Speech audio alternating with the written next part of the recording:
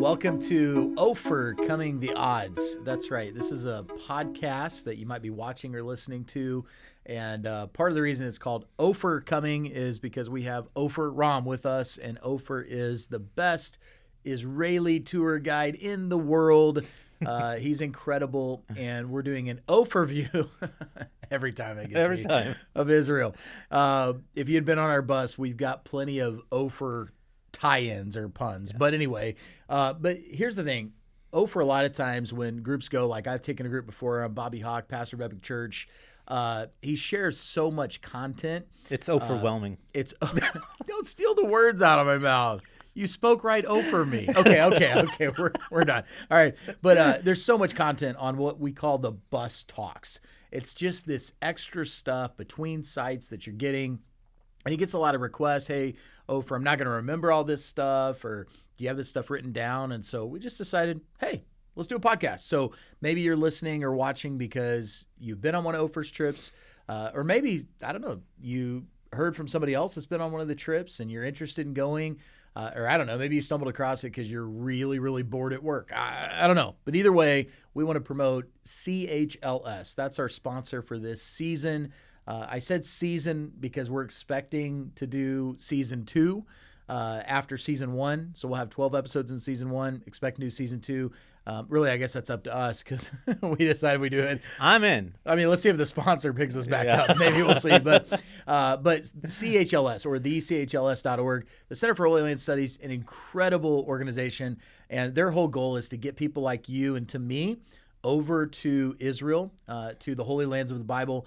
And they work with people like Opher who take you around, show you the biblical sites, but you get to see the culture, you get to see the history, the land. And the last part of that's the spirit. That's just where we feel like God helps everything come alive. And I tell people all the time, the Bible goes from black and white to color when you actually visit and see these things.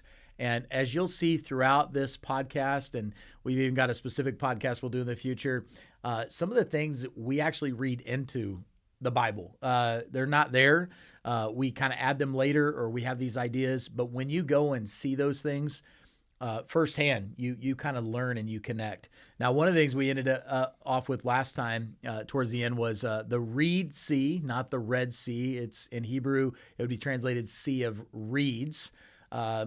Somewhere along the way, I guess somebody left an E out, and it's Red Sea. That's my guess. Yeah. So, but we ended with the children of Israel in their desert wanderings, and a new leader is going to emerge. So we're going to pick up an overview of Israel, part 3, and it really starts in the book of Joshua with a man named, ironically enough, Joshua. So, yeah. Opher to you. Excellent. Thank you. So, the people of Israel are now still in the desert. They're on the eastern side of the Jordan River. We didn't really look at a map yet. At some point, we're going to do this. But the eastern section of the land has a wonderful river called the Jordan River. It flows from the Sea of Galilee down to the Dead Sea, the Salt Sea. And the people of Israel are now on the eastern side of it. Today, this would be modern-day Jordan, the country of Jordan. They're going to have to cross it. And just like God is going to split the Sea of Reeds, He's going to also split the Jordan River.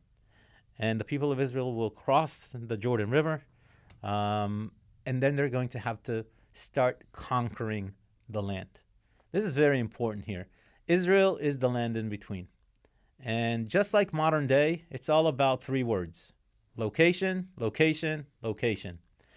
Egypt is the number 1 empire for thousands of years, for hundreds of years.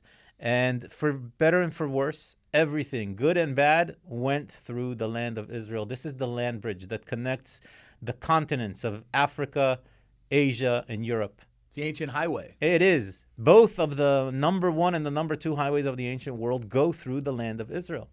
So there's no void. While the people of Israel are in Egypt for 400 plus years, and then another 40 or so years in the desert, somebody is living in this land. Whether we call it Canaan or Israel or whatever we want to call it at that point, somebody lives there. And these, I usually just call them the ites. We have the Edomites and the Hittites, and we have the Canaanites and the Jebusites. There's always an exception to the rule, and that's where the Philistines come in. And that means that the Israelites now are going to have to conquer their way into the land. Now, according to the Bible, God is going to split the tribes and give each tribe a territory of land. And the first city that is actually conquered, still in the book of Joshua, by the way, is the city of Jericho. God will provide. Every time the Israelites do what God tells them to do, good things happen. Every time they do something against what God tells them to do, bad things happen. Hey, quick little insight, Opher. Those of you watching, and it still works that way. Yes. Just going to throw that out It there. definitely still works Some that things way. haven't changed. Yes. But yeah, so they obey God, good things happen. Yes. They disobey, bad things happen. Right. So they're finally at the promised land that they've heard about for so long. Jericho stands in the way, Yes. essentially. And the story, good things happen. When Good they things are obey. going to happen, yes. Now, remember, they've been slaves for a couple of hundred years. They've been in the desert. It's not like these are warriors, right? We don't have trebuchets and catapults and things like that. And God simply tells the people to walk around the city for 7 days. And on the seventh day, they're supposed to walk around the city 7 times. At this point, they have the Ark of the Covenant. It's at the head of the procession. And after the 7th time, on the 7th day, they're supposed to scream, shout, raise their voices, blow the trumpets, the horns, whatever it is that they had back then. Make some noise, as we say. Some noise. And the walls of the city came tumbling down. You know the song about Jericho? And the walls come tumbling down? Joshua fought the battle of Jericho. And the walls came tumbling. All right. See, this is one of those unbelievable brainwashing of the world. I've had groups coming to Israel from all corners of the earth. They all know that song, right? They all know that song. They might not know a word of English, but when it comes to this song, not only do they know this song, they know it in this tune. In the tune. In the and same the walls tune. came tumbling Exactly. down. Right. All right, so never sing Never that again. again, okay? But, you know. And that's exactly what happens. They did exactly what God told them to do, and the walls of the city of Jericho came tumbling down. Again, you trust in God, and God will provide. Yeah, the ironic part is Joshua really doesn't fight the battle. Exactly. I mean, there's no fighting. There is no They're fighting. just walking around the city. And Ofer, sometimes what we don't realize is with Israel, they don't have weapons. They don't have what we would consider normal battle weapons. Right. And this is definitely not a battle plan of any kind to Absolutely. just walk around. Yes. The bigger miracle might be that they were able to be quiet for 7 days prior to the time. But seriously, this is a trust in God, because as they're marching around, as they're walking around, no matter whether you've been slaves or not, nobody thinks that this is a normal battle plan. Absolutely not. But they are carrying the ark, and I want to bring back the significance of the ark. We didn't touch on it last time, but we have the ark, and that's something that's going to be created in that desert time period with instructions, very specific. But inside of that, during the 40 or less years, however long that was, there are some elements, if you will, that are going to be put inside the ark. And so we've got a jar of manna. Yes, we do. We've got Aaron's rod that had budded, and we've got the 10 Commandments. Well, the second set of 10 Commandments. The first one. They were destroyed by Moses. Yes. Exactly, yeah. Moses had a little anger fit, and we can understand why. So we got the set of 10 Commandments. And what's interesting to me that I think maybe we don't think about, the ark is going to go first in the Jordan River as it's parted. It's going to go first in this battle of Jericho. But the things inside, we're talking about God's law, we're talking about God's provision, and we're really talking about God's judgment with Aaron's rod. Yes. And it's kind of that reminder, trust me, and I'll take care of you. Good things will happen. Yes. If you don't, bad things are going to happen. And it's kind of all in the same box. Everything is there. Yeah. So it was really representative for them of hopefully the lessons that they had learned. But we're going to see some of these lessons are going to have to be learned and relearned yes. over and over. But the walls do come down, and that's the first victory, if you will, in this promised land, or Israel. Yes. I do want to take us back just before this event begins, because while they're still on the opposite side of the Jordan River, we're going to send spies into the land to see what's going on here. And when the spies come back to Joshua, they tell him that the land is a good land.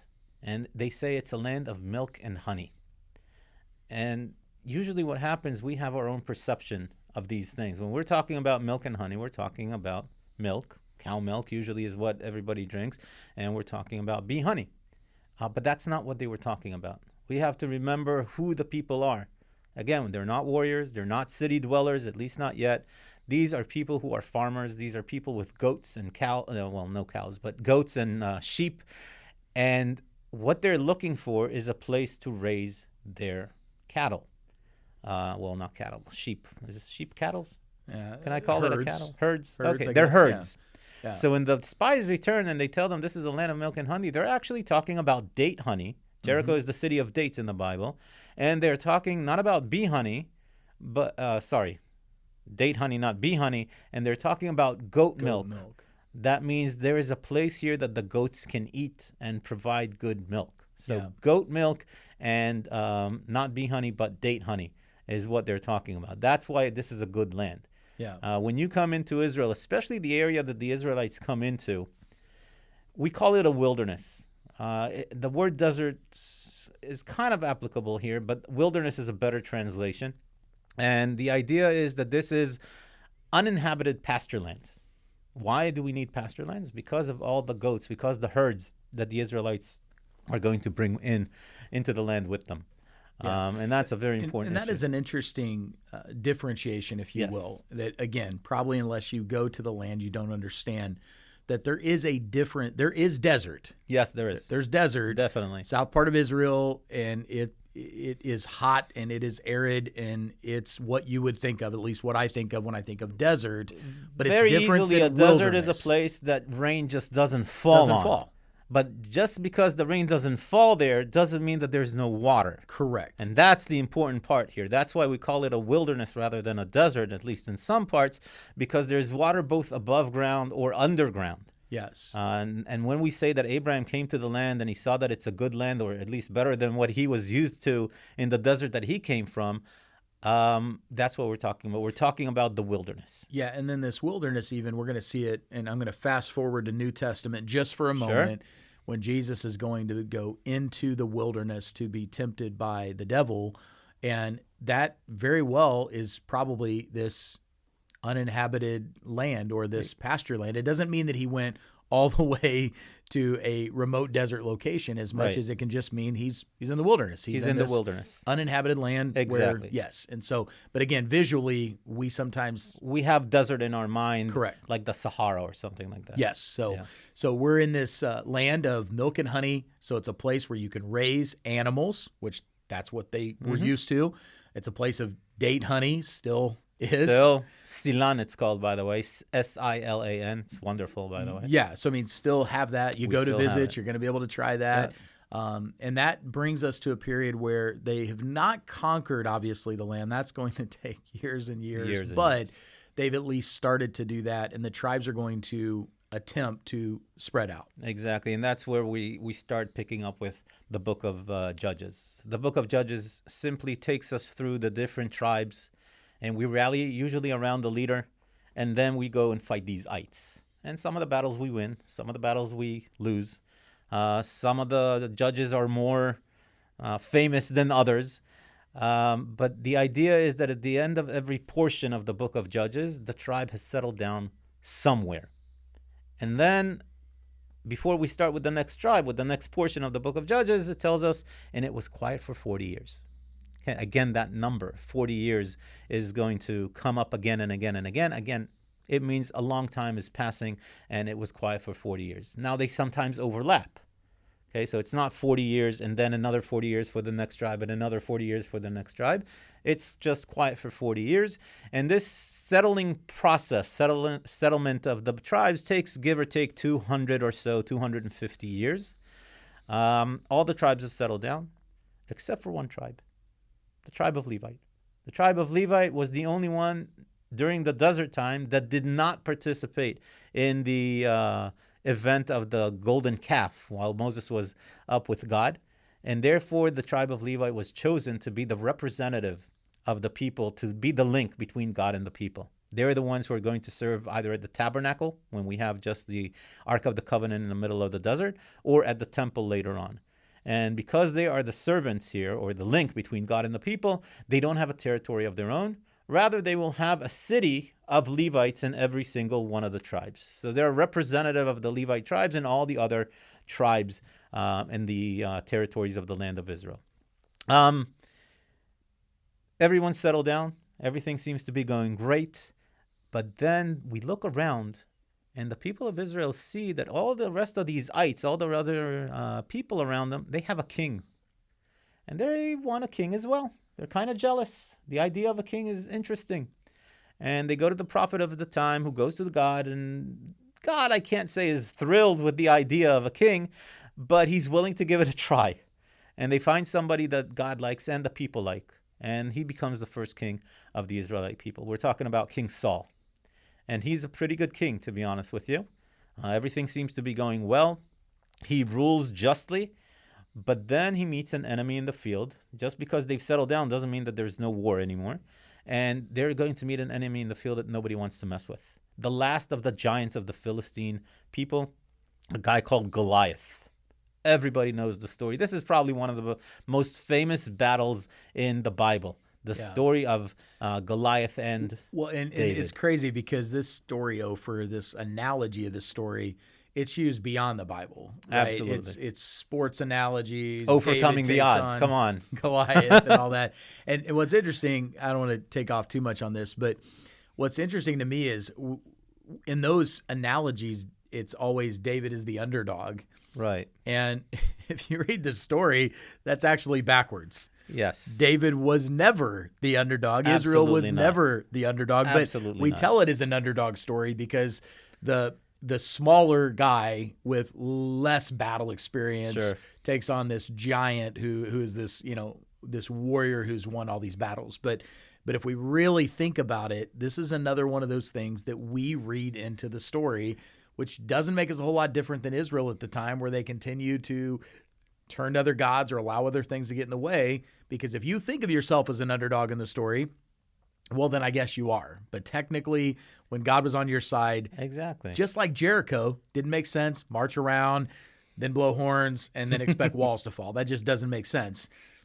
David steps up. And how incredible is this to talk about these things on site? Because we go with the tour and we're at the location where the battle takes place. And this is one of the most geographically recognizable places in the entire land of Israel because of all the details that the Bible provides. And we're talking, you're seeing the hill of Azekah, and you're seeing the valley of Elan, you're seeing the plains that they're talking about, and everything is right. And you're in the battlefield itself. Yeah, it's pretty incredible for that reason alone, that from the geography, because 1 Samuel 17 does us a favor. Yes. And it mentions very specifically where this valley is. And so that's good. The Valley of Elah, very specific.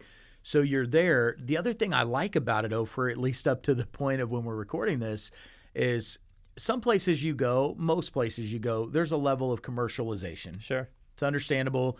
Tickets, entrances, all of this. What I love about this is you look around and it's raw. It's raw. It's real. It's no almost ticket. Exactly as it was back in the day. Yeah, I mean, you pull the bus over, you walk down the path, and you're just standing in this valley where battles have been fought, but then this specific battle, maybe I'm not in the spot, but I mean, I'm in the geographic region. Right. You even pick have up those the creek. rocks. I mean, today it's a dry riverbed, but you can see where the water is supposed to flow. You can see it. You can pick that rock up, and those rocks are dense. Yes. I mean, they are heavy rocks. I brought a couple back, so don't tell anybody. Don't tell me that. No, yeah, exactly. Brought a couple of them back for souvenirs, but in all honesty, you feel the denseness of that rock, and you start to think, because we're not talking about a little pebble. No, and it's not a pebble. Slingshot like we think. It's almost like the size of a baseball. Almost like the size of a baseball. And the right person that can spin that, we're talking about a bullet basically coming at you. Yeah. Right. So maybe the bigger lesson was don't take a knife to a gunfight because David had the gun. But either way, David's not the underdog. You're never the underdog with God. So that's a whole nother thing we could take. But yeah, it's this valley, Goliath, the giant, the Philistines. Pick up the story from there. Here we have also an underlying story. And when they describe Goliath, one of the things they talk about is that in his sword, I think it's the tip is made out of iron. Now, it's not very apparent in the text, but in the background, there is a battle also about metal. And one of the reasons why the Philistines were probably the greatest adversaries of the Israelites was because they had a better technology. They had the ability to mend iron. The Israelites only had bronze at this stage. So when you have an iron sword, an iron shield, an iron armor, helmet, obviously that's stronger than whatever bronze you can make, whatever material, whatever equipment you can make out of bronze. But it's also an economic advantage. If I'm making an agricultural tool made out of iron, it will dig deeper, it will dig faster, it will be stronger than the bronze equipment that I might buy somewhere else. And then if I sold it to someone who doesn't know how to make it, and it breaks, either he buys a new one from me or I fix it for him for obviously a cost. So when David defeats Goliath and he takes the head out of Goliath, he goes then to the king. And what does he do? He presents just the head of Goliath to the king, to King Saul. He keeps the sword. Yeah. Now, Which that wouldn't make sense in that culture of course, time you period, right? are a representative of your king. Yeah. You're going to battle on behalf of your king, on behalf of your God. And when I don't know if you've seen any of the 13th century era movies from Europe, when a knight goes out in honor of his king, he gives the present, or he gives the glory to the king. Yeah. And the head of Goliath, while it's a giant's head maybe, that's not as important as now David having a sword, which is even more strong than the sword of the king of Israel. Yeah. And maybe just a quick takeoff. We could spend a lot of time here, but 1 Samuel up to this point records there's 2 swords in Israel. So the other piece of this maybe is they're totally outmatched if we're going to think from a military advantage. And yet they're sending their warrior, their champion, down to the valley to fight one other person. And the thought behind this type of warfare, if I understand correctly, Opher, is instead of us annihilating each other and there not being anybody left necessarily to kind of take over and serve us, we're going to send our best, you send your best. So people are probably looking to Saul. I mean, he's the king. Absolutely. He's head and shoulders, and Absolutely. he has a sword. There's Yes. not tons of swords floating at Israel at this point. So, and yet he doesn't go. And so there's so many kind of storylines going on here. But if they can beat the Philistines and they can take that military advantage, you're saying they now have an economic advantage as well. Yep. So this propels and Israel. remember what you just said about Saul not going into battle, because this is going to play out again with David later on, as David as a king not going into battle and sending his other, his general of the army to the battle, which is another story. Yeah, and another bad ending. I mean, absolutely. Yeah, absolutely. 2 Samuel 11. We'll get there later, maybe. Get there. But all right, so this is going to really. Would you say that this battle, this victory, really is going to propel Israel forward in a way that, again, because of the military, but now an economic advantage? I mean, they're in the land, but now they're starting to really become a nation, not just these kind of random tribes. Right. They've got a king, solidified Yes. military might. The only thing they don't have yet is a capital. They do have the Ark of the Covenant. It's based in a place called Shiloh or Shiloh. If we give it the Hebrew version of things, it's a little bit to the north of Jerusalem, which is, by the way, a great archaeological site where today some of the CHLS members are a part of the dig there. And we know that the Ark of the Covenant stayed at Shiloh for 369 years, according to the Bible. And again, it's not a capital yet. We're waiting for the actual capital. We're getting a nation. We have a king. Now we need to find a capital, and we're getting to that in just a few minutes. This is the beginning of tension between King Saul and David. Now, the king promised anybody who defeats the giant will become a prince, marry one of his daughters, and he's true to his word. David does become a prince, but the love of the people starts swaying from loving King Saul to loving David. And this doesn't sit well with Saul, and he's afraid at some point that instead of one of his trueborn sons, David will take the throne. And it gets to a point where the king just wants David out of the equation, and he starts chasing him around. David is going to have to go into hiding in different places. We visit at least one of the places that David is hiding in, a place called En-Gedi, mentioned in the text. Saul is going to come in there, search himself for David. Obviously, if you're God's anointed, it doesn't matter what the king is going to do. Okay, Saul will realize that there's no point in chasing David anymore. After this realization, maybe a couple of chapters later, Saul and his children will die. And a couple of chapters after that, David is going to become the next king. Let's talk about En-Gedi for a moment. I'm glad you brought that up because, again, I think when people go to visit Israel, oftentimes they think about the major places you're going to see. Places, to be honest, oftentimes we read about in the New Testament. So Jerusalem, the Galilee region, and we do that, and it's fantastic. But, man, this is a gem in the desert. This is just a beautiful place, but it reminds you that in the desert there are areas, oasis, of water and places of refuge. And when you go there, Opher, for me, it's one of the coolest places we visit because you can see these caves in the side of the rock. You can start to picture some of even the Psalms and what that means when David is writing these things. But you also realize that there are these places of, it just doesn't make sense to have this water necessarily in this place. But and that water flows there all year round. It flows constantly. The middle of that is a desert. Yeah, it is desert in that. And so that to me is incredible. But it's another site that might not be on somebody's bucket list. They're not thinking about when they're reading through the Old Testament and they see En-Gedi or places like that. But yet they're right there. They're right there in the Bible, and you get to stand right there and see it. It's pretty cool. It's pretty powerful. Imagine that you're standing under a waterfall in the middle of a desert in a biblical site. Yeah. I mean, it doesn't get much better than that. Exactly. It's pretty powerful. So it is. We got a couple more minutes. So how do we wrap up, or at least this part 3 from Saul? We're going to transition into David becoming the king. Exactly. And we're transitioning into the capital called Jerusalem. Yeah. I think this is a wonderful place to kind of stop, because we have to understand how the ark is going to leave Shiloh and get to Jerusalem.